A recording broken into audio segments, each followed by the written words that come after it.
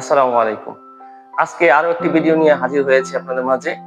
তো আপনারা আমার যে ভিডিওগুলি ছিল আগের যে ভিডিওগুলি অনেকেই কমেন্টস করেছেন যে আপনারা এরকম আরো ভিডিও দেখতে চাচ্ছেন।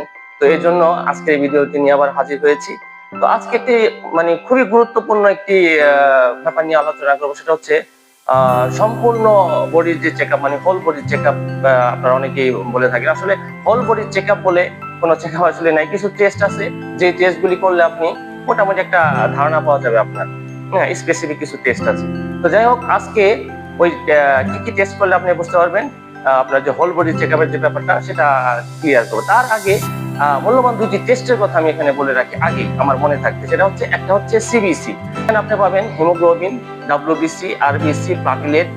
তো এখানে আপনার অনেক রক্তের জটিল ইনফেকশন এখানে আপনারা ধরতে পারবেন। মরণব্যাধি ক্যান্সার, এটাও আপনি ধরতে পারবেন। তো এটা সিবিসি। আরেকটা হচ্ছে আপনার একটা মাত্র টেস্ট আছে, সেটা হচ্ছে লিপিড প্রোফাইল। এই টেস্টটা করলে আপনার রক্তে কি পরিমাণ চর্বি আছে বা আপনি স্ট্রোকের ঝুঁকি আছে কিনা আপনার পরবর্তীতে, সেটা আপনি জানতে পারবেন লিপিড প্রোফাইল টেস্ট করলে। এখানে আপনি এলডিএল পাবেন, এসডিএল পাবেন, ট্রাইগ্লিসারাইড পাবেন, যেটা টিজি। হ্যাঁ, তো এটার মধ্যে এইচডিএল যেটা ভালো কোলেস্ট্রল, এলডিএল যেটা এটা আমরা জানি খারাপ কোলেস্ট্রল, আর টিজি টাই শর্করা একটা কোলেস্ট্রল আছে, এটাও আপনি পাবেন। তো যাই হোক, যেটা বলছিলাম হোল বডি চেকআপ, তো এখানে সিবিসি এবং লিপিড প্রোফাইল দুইটা চলে গেল। বাকি থাকে আরো কয়েকটা টেস্ট, এগুলো দিয়ে আপনি আরো কিছু রোগের ফাইন্ড আউট করতে পারেন। সেটা হচ্ছে কি, আরেকটা হচ্ছে টিএসএইচ। আমি নিচে ভিডিওর নিচে টেস্টগুলির নাম লিখে দেবো। সেটা হচ্ছে টিএসএইচ। এটা দিয়ে আপনি আপনার থাইরয়েডের কোনো প্রবলেম আছে কিনা, যে আমাদের এখানে একটা গ্রন্থি আছে, থাইরয়েড গ্রন্থি। তো এখান থেকে যে হরমোনটা নিঃসৃত হয়, সেই হরমোনের একটা টেস্ট আপনি পাবেন টিএসএইচ পরীক্ষা করলে। আচ্ছা, এবং আরেকটি টেস্ট, সেটা হচ্ছে RBS, random blood sugar RBS.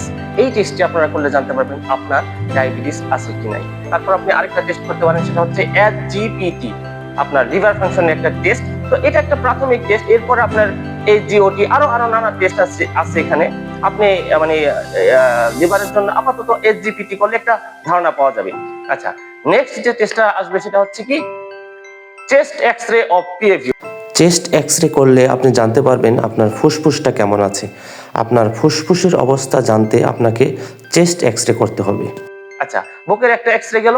এবার আপনি আরেকটা টেস্ট করতে হবে, আপনাকে আরেকটা টেস্ট করতে পারেন, সেটা হচ্ছে আপনার ইউরিনারি প্রস্রাবের ইনফেকশন আছে কিনা। যাদের ডায়াবেটিস আছে তাদের প্রস্রাবের সাথে অ্যালবুমিন, প্রোটিন বা সুগার যাচ্ছে কিনা, এটা আপনি খুব গুরুত্বপূর্ণ, ইম্পর্টেন্ট। তো এটা আপনি দেখতে পারবেন। আরেকটা হচ্ছে সিরাম ক্রিয়েটিনিন।